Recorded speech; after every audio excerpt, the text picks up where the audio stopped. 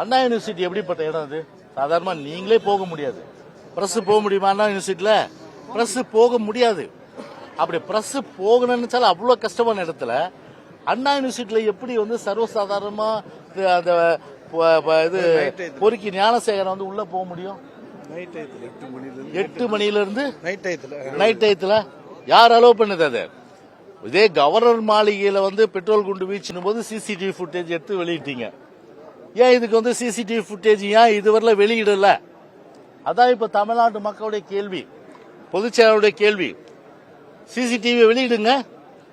CCTV வெளியிடுறதுக்கு கூட பயம். ஏன்னா அதுல சம்பந்தப்பட்டவங்க மாட்டுவாங்க. இப்ப லேட்டஸ்டா ஒரு இன்ஃபர்மேஷன், அந்த பாதிக்கப்பட்ட மாணவி இவன் சொல்லியிருக்கான அந்த ஞானசேகரன் என்னன்னு கொஞ்சம் சார் ஒருத்தரோட அட்ஜஸ்ட் பண்ணிக்கன்னு சொல்லிட்டு கேள்விப்பட்டீங்களா? அதனால யார் அந்த சார் தெரிஞ்சாகணும், நாட்டு மக்களுக்கு தெரிஞ்சாகணும், உண்மை வெளிப்பட்டாகணும். யார் அந்த சார்?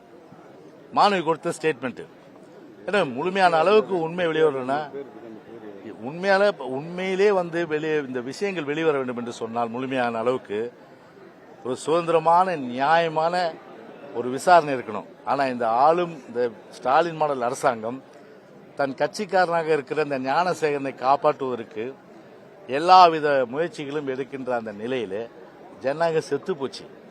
தமிழ்நாட்டில் ஒரு ஆட்சின்னு ஒன்று இருக்கா? இல்ல. கண்டிப்பா ஒரு ஹிட்லர் ஆட்சி, சர்வாதிகார ஆட்சி, இடியமின் ஆட்சி தான் இன்னைக்கு தமிழ்நாட்டை பொறுத்தவரை ஒரு சர்வாதிகாரி ஆட்சி இன்னைக்கு நடந்து கொண்டிருக்கிறது.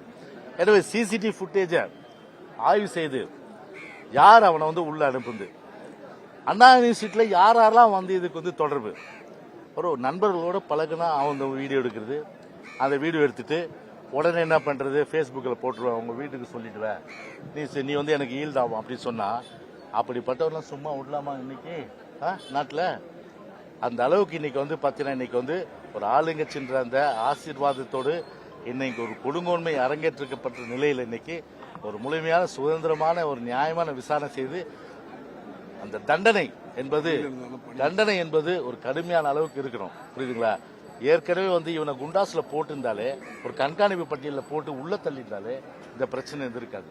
ஆனா அதை செய்ய தவறிய இந்த அரசு, காவல்துறை முழுமையான அளவுக்கு இதற்கு பொறுப்பேற்க வேண்டும் என்றுதான் இந்த நேரத்தில் நான் கேட்டுக்கிறேன்.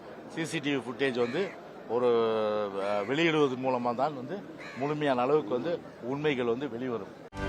செய்திகளை உடனுக்குடனும் துல்லியமாகவும் தெரிந்து கொள்ள சப்ஸ்கிரைப் பண்ணுங்க.